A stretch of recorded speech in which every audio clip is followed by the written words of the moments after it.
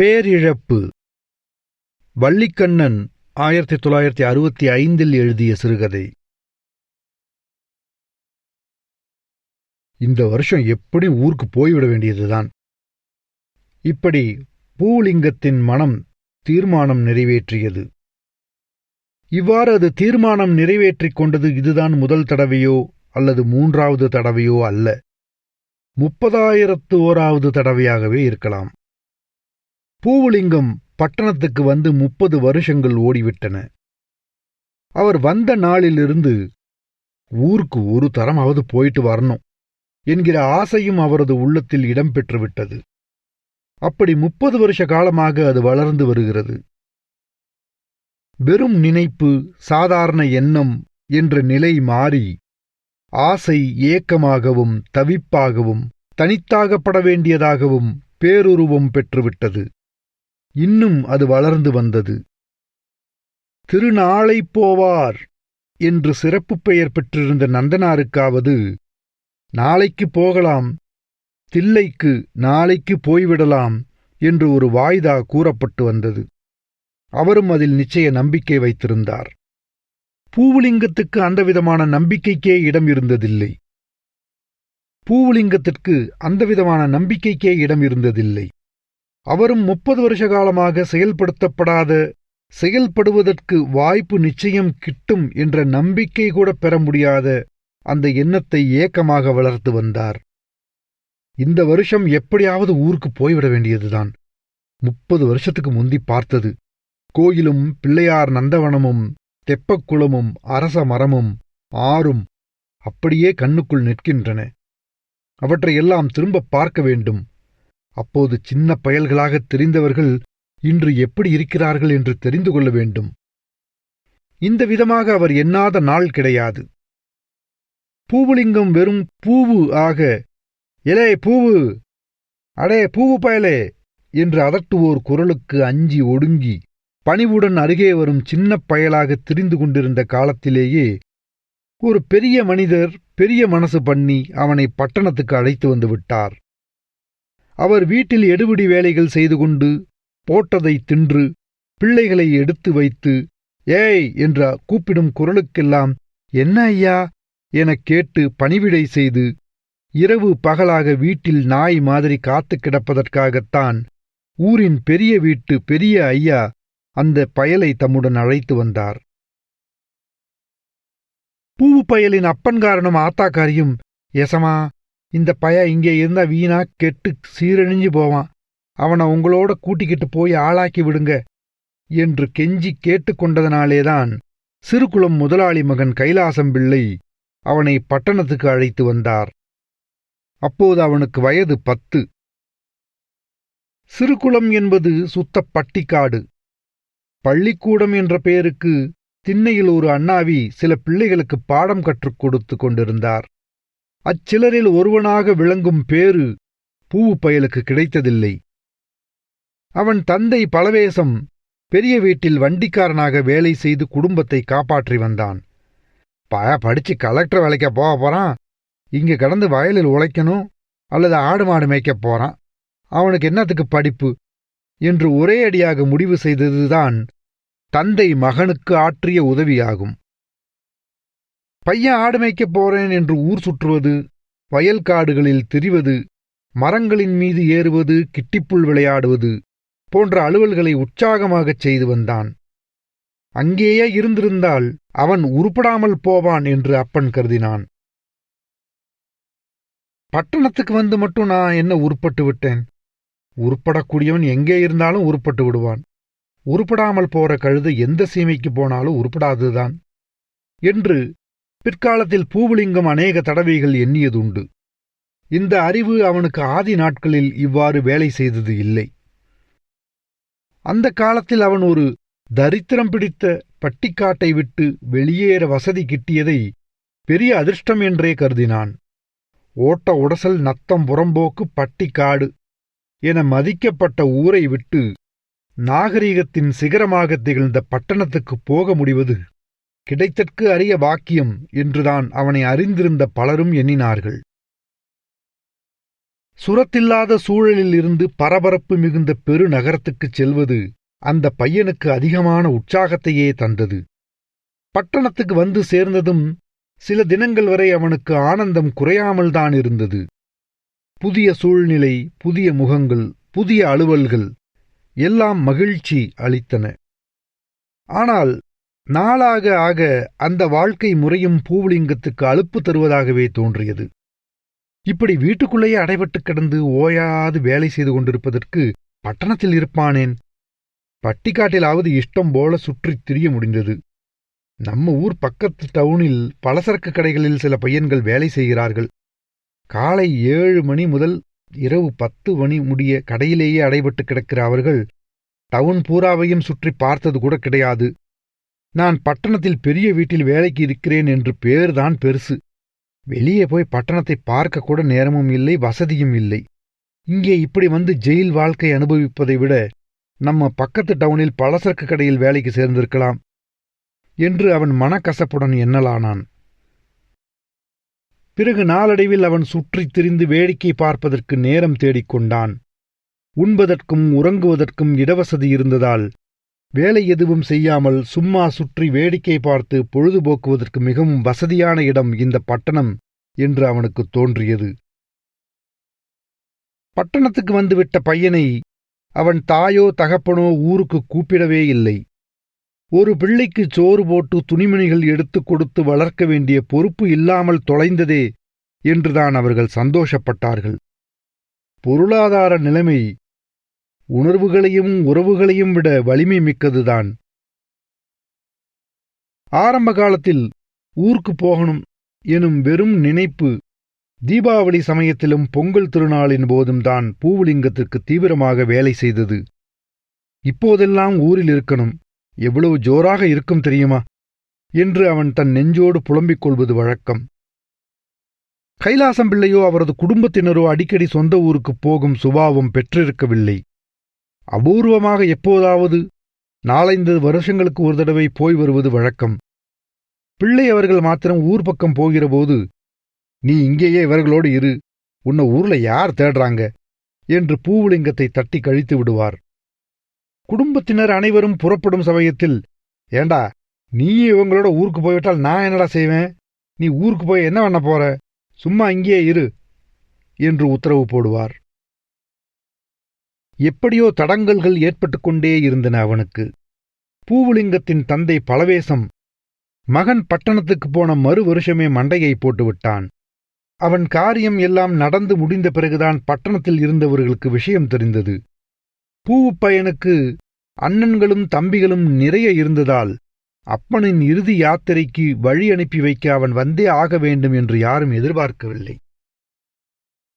2 வருஷங்களில் தாயும் சிவபதம் சேர்ந்தாள். இந்த மகனின் துணை அப்பொழுதும் எதிர்பார்க்கப்படவில்லை. நான் ஊரை விட்டு வந்து 4-5 வருஷங்கள் ஆச்சுது. அங்கே போகணும்னு ஆசையா இருக்கு. ஒரு தடவை போயிட்டு வாரேனே என்று அவன் பிள்ளைவாளிடம் கெஞ்சினான். நீ என்னடா சுத்த பைத்தியக்காரனா இருக்கிற? இது ஊர் இல்லாமல் காடா? அந்த பாடாவதிப்பாய ஊர்ல உனக்கு என்ன வச்சிருக்குது? இங்க கிடைக்கிற சாப்பாட்டை சாப்பிட்டு கொண்டு பேசாம கிடப்பியா? ஊருன்னு தொணதொணக்கிறிய என்று கைலாசம் பிள்ளை உபதேசித்தார்.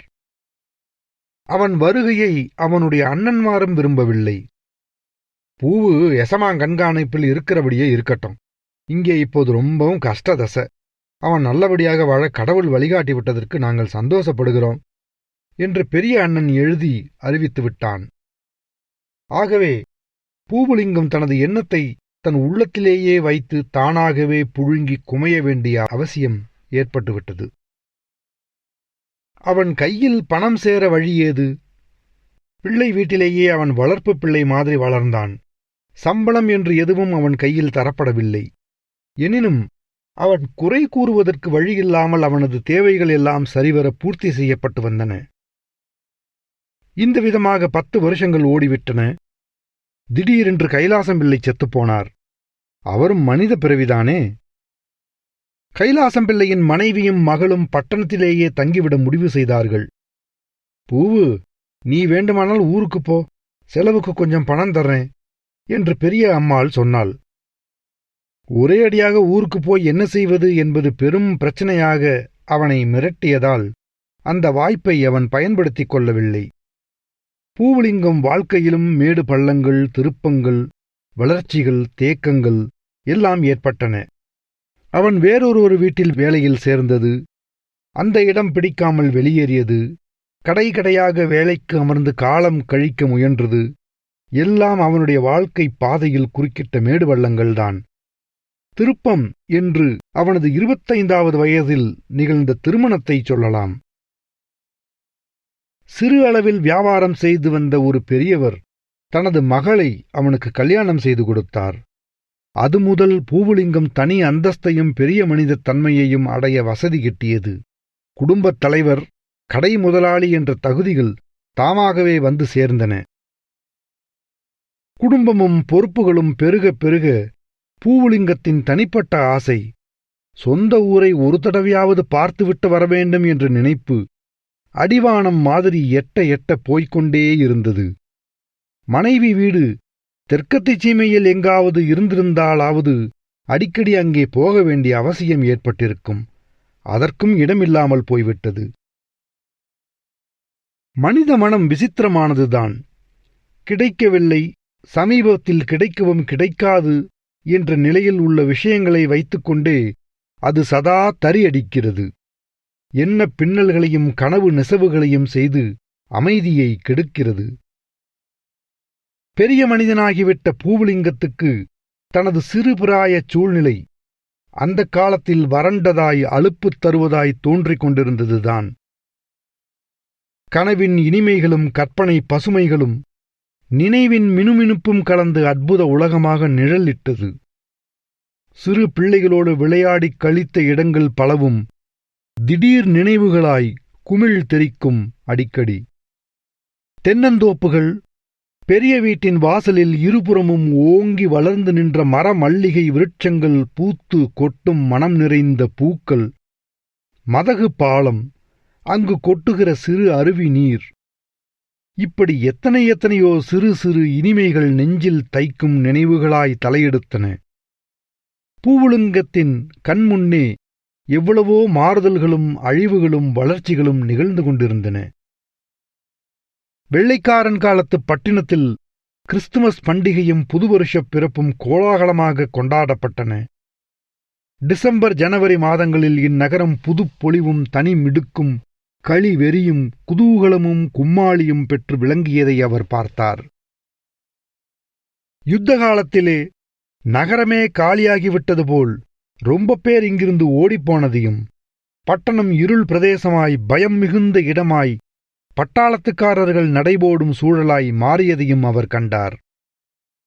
விடுதலைப் போராட்ட நிகழ்ச்சிகளையும் சுதந்திரம் பெற்ற பிறகு தோன்றிய மாறுதல்களையும் அவர் கவனித்தார். ஒவ்வொரு முக்கிய நிகழ்ச்சியும் பளிச்சென்றோ மறைமுகமாகவோ தனது பாதிப்புகளை இந்நகர் மீது அழுத்திச் சென்றதை அவர் உணர்ந்தார். காலம் நிகழ்த்திய மாற்றங்கள்தான் எத்தனை! முக்கிய ரஸ்தாக்களில் ஙண ஒளி எழுப்பியவாறே ஓடிக்கொண்டிருந்த டிராம் வண்டிகள் இல்லாது ஒழிந்தன. பஸ்கள், மோட்டார்கள், சைக்கிள்களின் போக்குவரத்து அதிகரித்துக் கொண்டே போயின. யுத்த காலத்தில் ஜன நெருக்கடி குறைந்திருந்த நிலை மாறி ஜனப்பெருக்கமும் நெருக்கடியும் அளவில் அதிகரித்து வந்தது. அழகான சூழ்நிலைகள் பல சிதைவுற்றன. பெரிதாக வளர்ந்து நின்ற மரங்கள் பல வெட்டப்பட்டு குளுமையோடு இருந்த இடங்கள் வெறிச்சோடி விளங்கின. கட்டிடங்கள் புதுசாக எழுந்தன. நாகரிக மோஸ்தரில் கட்டிட உருவங்களும் அமைப்புகளும் மாறி விசித்திர காட்சிகளாக மொட்டை முழுக்கு என்று கண்களை உறுத்தலாயின. எப்படியோ பல வகைகளிலும் பட்டணத்தின் வெளித்தோற்றமும் பெரும் மாற்றங்களை பெற்றுக்கொண்டிருந்தது. எங்கு நோக்கினும் ஏகப்பட்ட கடைகள், பிரகாசம் மிகுந்த வெளிச்சம், ஜனக்கூட்டம், பளபளப்பு, பகட்டு, வர்ணக் கலவைகள். இவற்றையெல்லாம் காண காண பூவலிங்கத்தின் மனம் சிறுகுளம் என்கிற ஊரைப் பற்றியே எண்ணியது. அந்த ஊரும் வேகமாக இல்லாது போயினும் சிறிதாக வேணும் மாறுதல்களை ஏற்று வளர்ந்திருக்கும். காலத்தின் கைவண்ணம் அச்சிற்றூருக்கும் அதிக சோபை சேர்த்திருக்கும். என்று அவர் நினைத்தார். ஊர்கள் தோறும் மின்சார விளக்குகள் பரவியதையும், ரேடியோ புகுந்துவிட்டதையும், பஸ் போக்குவரத்து மூளைக்கு மூளை ஏற்பட்டிருப்பதையும், பத்திரிகை செய்திகளாகவும் பிரயாணம் போய் வருவோரின் பேச்சுகள் மூலமும் கேட்டறிந்த போதெல்லாம், நம்ம ஊருக்கும் இவையெல்லாம் வந்திருக்கும், நம்ம ஊர் இப்போது பிரமாதமாக இருக்கும் என்று எண்ணாது இருக்க இயலவில்லை அவரால். அவர் வருஷந்தோறும் எவ்வளவோ செலவுகள் செய்தார். குடும்பம் என்றால் செலவுகளும் வளர்ந்து பெருகி எல்லை காண முடியாமல் தானே இருக்கும். அதிலும் அவர் மனைவி ஓயாத சீக்காளியாக வேறு வந்து வாய்த்தாள்.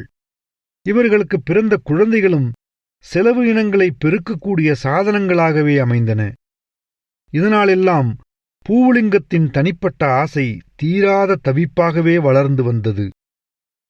தூர தொலைவில் உள்ள ஊர்களில் வசிப்பவர்கள் பலர் திருப்பதிக்கு போக வேண்டும், காசிக்கு யாத்திரை போக வேணும் என தீர்மானித்துவிட்டு பிறகு நேர்த்தி கடனை தீர்ப்பதற்கு போக முடியாமல் வருஷா வருஷம் எண்ணியும் பேசியும் காலத்தை ஏலத்தில் விட்டு ஏங்கியிருப்பது போல பூவுலிங்கமும் சொந்த ஊருக்குப் போய் சும்மா ஒரு தரம் பார்த்துவிட்டு வரலாம் என்கிற ஏக்கத்தை வளர்த்து பொழுதுபோக்கி வந்தார். இப்படியே விட்டு வைத்தால் 30 வருஷங்கள் ஓடி மறைந்தது போலவே பாக்கியுள்ள காலமும் பறந்துவிடும். தனது அந்தரங்க ஆசையை நிறைவேற்றிக் கொள்ளாமலே செத்துப்போக நேரிடலாம் என்ற அச்சமும் அவருக்கு உண்டாயிற்று. சிறுகுளம் என்ற ஊர் மனமோகன சொர்க்கபுரியாய் மங்கி நின்று அவரை வா வா என ஆசை காட்டி அழைத்தது. அதுவே பித்தாய் பேயாய் பிடித்து ஆட்டியது. இனியும் தள்ளி போட்டு வந்தால் மன நிம்மதி குலைந்து பைத்தியமே பிடித்துவிடும் என்று அவருக்கு பட்டது. அந்த நிலை ஏற்படாமல் இருப்பதற்காக சட்டியை தூக்கி குட்டியில் போட்டு, குட்டியை தூக்கி சட்டியில் போட்டு ஏதேதோ வித்தைகள் செய்து பொருளாதாரத்தை சரிப்படுத்திக் கொண்டு ஒரு நாள் பிரயாணத்தை மேற்கொண்டார். பிரயாணம் முழுவதிலும் அவருக்கு இருந்த பரபரப்பும் உணர்வு கிளர்ச்சியும் அளவிட முடியாதவை. நாகரிக நகரத்தின் மகத்தான காட்சிகளும் நகரவாசிகளின் கவலையில்லாத தோற்றமும் பகட்டும் அவருக்கு அவருடைய சிற்றூரையும் அங்குள்ள மக்களையும் கிட்டத்தட்ட அதே ரகங்களும் தரங்களும் கொண்ட நிலைகளில் சித்திரம் தீட்ட தூண்டுகோள்களாய் விளங்கின.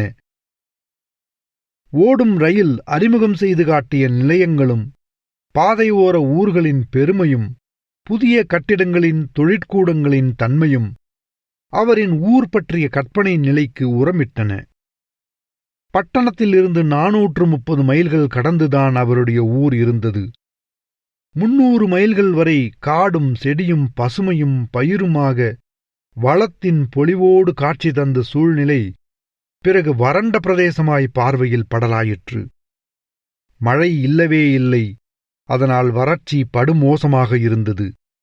ஆங்காங்கு வந்து சேர்ந்த மக்களும் கண்ணில் தென்பட்டவர்களும் உவகை எழுப்பும் உருவ மினுக்கு உடையவர்களாக இல்லை.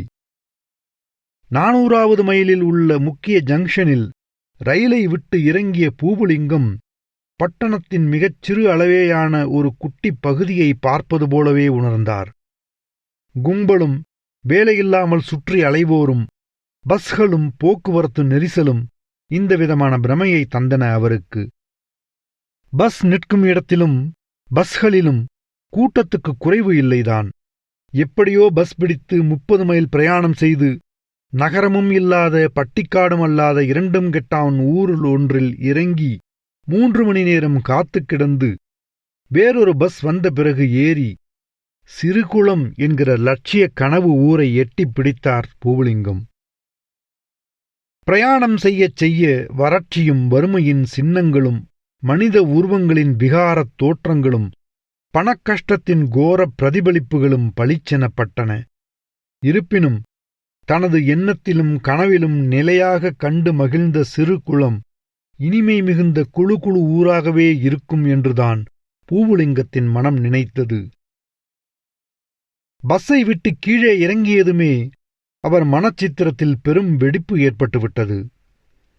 அவர் தெரு தெருவாக நடக்கத் தொடங்கியதும் அவருடைய உள்ளத்திலே நித்திய சௌந்தரியத்தோடு நிலை பெற்றிருந்த இளம் பருவச் சூழ்நிலை பற்றிய ரம்யமான சித்திரம் தகர்ந்து உருக்குலைந்து விழுந்து சிதறி சின்னாபின்னமாகி பாழ்பட்டு மக்கியது. பூவுலிங்கத்தின் உள்ளத்தில் சிரஞ்சீவித்தன்மையோடு இனிமையாய், எழிலாய், பசுமையாய், வளமாய், அருமையாய், ஆனந்த உறைவிடமாய் கொலுவிருந்த சிறுகுலத்துக்கும் கண்முன்னே காட்சி அளித்த அந்த ஊருக்கும் எவ்வளவுக்கு எவ்வளவு வித்தியாசம்! தெருக்கள் குறுகி புழுதிமயமாய், அழுக்கும் அசிங்கமுமாய் கண்களை உறுத்தின. ஒவ்வொரு தெருவிலும் அநேக வீடுகள் இடிந்து விழுந்து குட்டிச்சுவரும் கட்டை மண்ணுமாய் காட்சி தந்தன. வீடு என்ற பெயரோடு தலை தூக்கி நின்ற பல குடிசைகள் இப்பவோ பின்னையோ இன்னும் செத்த நேரத்திலோ விழுந்து விடுவோம் என்று எச்சரிக்கை கொடுத்தவாறு உயிரை பிடித்துக் கொண்டு நின்றன. அநேக வீடுகளில் ஆட்கள் பிழைப்புக்கு வழிகாண நகரங்களைத் தேடிச் சென்றுவிட்டதால் பூட்டுகள் தொங்கின. கரையான் தன் வேலையை வெகு தீவிரமாகச் செய்து கொண்டிருந்தது. ஊர் ஓரத்தில் முன்பு பூவரச மரங்களும் நந்தவனமுமாக அழகுடன் காட்சி தந்த தனித்தெரு இப்போது அடர்த்தியான குட்டை முட்செடியின நீர்க்கருவேல் புதர் புதராக மண்டிக் கிடக்கும் பாழ்பட்ட பகுதியாக விளங்கியது. கோயில்கள் கூட வசீகரம் குன்றியே காணப்பட்டன. ஊரின் எல்லையில் திடுமென ஓசை எழ சிறு அருவிகள் விழும் மதகுகளோடு இருந்த பாலம் இப்போது பலமான சுவரமைப்போடு இறுக மூடிய பலகைகளோடு புதுமைத் தோற்றம் பெற்றிருந்தது. மொத்தத்தில் ஊரே பலரகமான பொருள்களும் தாறுமாறாக குவிந்து கிடக்கும் குப்பைமேடு மாதிரி தோற்றம் காட்டியது. அங்கு வசித்த ஆட்களில் அவருக்குத் தெரிந்த, அவரை இனம் கண்டுகொள்ளக்கூடிய நபர் யாருமே இல்லை. பலரும் ஏதோ சாயைகள் போலும், அருவங்கள் போலும், எலும்பு உருவங்கள் போலும் நடமாடிக்கொண்டிருந்தார்கள். உணர்ச்சித் துடிப்பு, உயிரோட்டம், உவகைத் துள்ளல், திருப்தி முதலியன பெற்ற மனிதர்களாக காணப்படவில்லை அவர்கள். வாழ்க்கை எனும் கொடிய இயந்திரம் கசக்கிப் பிழிந்துவிட்ட சக்கைகளாய், சாரமற்ற முறையில் நாட்களை கழித்துக் கொண்டிருக்கும் நிழல்களாய் திரிந்தார்கள். வாழ்க்கையே கோரமான தண்டனையாகிவிட, மரணம் என்னும் விடுதலையை அடைவதற்காக காத்திருக்கும் குற்றவாளிகள் போல் மண்ணை பார்த்தபடி தலை குனிந்து நடந்த உருவங்களையே அவர் கண்டார். இரவு வந்ததும் மின்சார விளக்குகள் எரிந்தன. வெறுமையை, வறுமையை, பாழ்பட்ட சூழலை வெளிச்சமிட்டு காட்டுவதற்கே அவை உதவின. 7:30 மணிக்கே ஊர் அடங்கிவிட்டது. 8:30 மணிக்கெல்லாம் விளக்குகள் அணைக்கப்பட்டு ஊரே சுடுகாட்டு அமைதி பெற்ற இடமாக இருளில் மூழ்கிவிட்டது. பூவலிங்கம் பட்டணத்தை, அதன் பரபரப்பை, வெளிச்சத்தை, மினுமினுப்பை, பகட்டை, படாடோபத்தை எல்லாம் எண்ணினார். இந்த வேளையில் நாகரீக பெருநகரம் எப்படி கோலாகலமாக இருக்கும் என்று நினைத்து பெருமூச்சு எறிந்தார். பட்டணத்தின் போலித்தனமான வாழ்க்கை அவருக்கு பிடித்திருக்கவில்லை. அதேபோல் இருண்ட கிராமத்தின் சமாதி நிலை வாழ்வும் அவருக்கு உகந்திருக்கவில்லை. பட்டணத்தில், நாகரிக நகரங்களில் ஆத்மா இல்லாத வாழ்க்கைதான் கூத்தடிக்கிறது. ஆத்மா மறக்கப்படுகிறது, அமுக்கி அழுத்தப் பெறுகிறது, சித்திரவதை செய்யப்பட்டு வருகிறது என்பது பூவலிங்கத்தின் அனுபவம். அவருடைய நினைவிலும் கனவிலும் மோகனமாக கொலுவிருந்த சிறுகுளம் கிராமம் மனிதனுக்கு மாண்பு தரும் ஆத்மாவை கௌரவிப்பதாக, ஆத்ம ஒளி பெற்றதாக விளங்கும் என எண்ணியிருந்தார். அங்கு ஆத்மா வறண்ட வெறுமையை கண்டதும் அவர் நெஞ்சில் வேதனை ஏற்பட்டது. அவருடைய ஏமாற்றம் கொடியதாய், ஈடு செய்ய முடியாததாய் அவரை வருத்தியது. ஏதோ பேரிழப்பை ஏற்க நேர்ந்தது போல அவர் சோகமடைந்தார். இந்த ஊர் இப்படி மாறியிருக்கும் என்ன தெரிய வழி இருந்திருக்குமானால் நான் இங்கு வந்திருக்கவே மாட்டேன். இந்த ஊருக்கு வந்ததனால் இதன் உண்மை நிலையை அறிய நேர்ந்த துக்கம் வேறு. என் மனசில் பதிந்திருந்த பசுமை சித்திரம் சிதைந்துவிட்ட நஷ்டம் வேறு என்று அவர் எண்ணினார். சிறுகுளத்தின் நிகழ்கால நிலையை நேரில் பார்க்காமல் இருந்தாலாவது மனம் பழைய அடிப்படையை வைத்து இனிய வேலைப்பாடுகள் செய்து கொண்டிருக்கும் அல்லவா? தனது கனவை, கற்பனையை தானே கொன்றுவிட்டதாக அவர் வருத்தப்படலானார். சிதைந்து சின்னாபின்னமாகிவிட்ட சிறுபிராய நினைவுகளின் இடிபாடுகள் மத்தியில் அழுகுணிச் சித்தராய் வெகுநேரம் நிற்கவும் திரியவும் அவர் உள்ளம் இடம் தரவில்லை. ஆகவே பூவலிங்கம் உடனடியாக திரும்பும் பயணத்தை தொடங்கிவிட்டார். இப்போது அவர் உள்ளத்தில் உவகை இல்லை, உணர்ச்சித் துடிப்பும் தவிப்பும் இல்லை, ஆசை படபடப்பு இல்லை, அவசர பரபரப்பும் இல்லை. தனக்கு மிகவும் நெருங்கிய ஒருவரை அல்லது ஒன்றை பறிகொடுத்துவிட்டு ஆற்ற முடியாத துயரத்தோடு திரும்புகிற ஒரு மனிதனின் வேதனைச் சுமைதான் அவர் உள்ளத்தில் கனத்தது.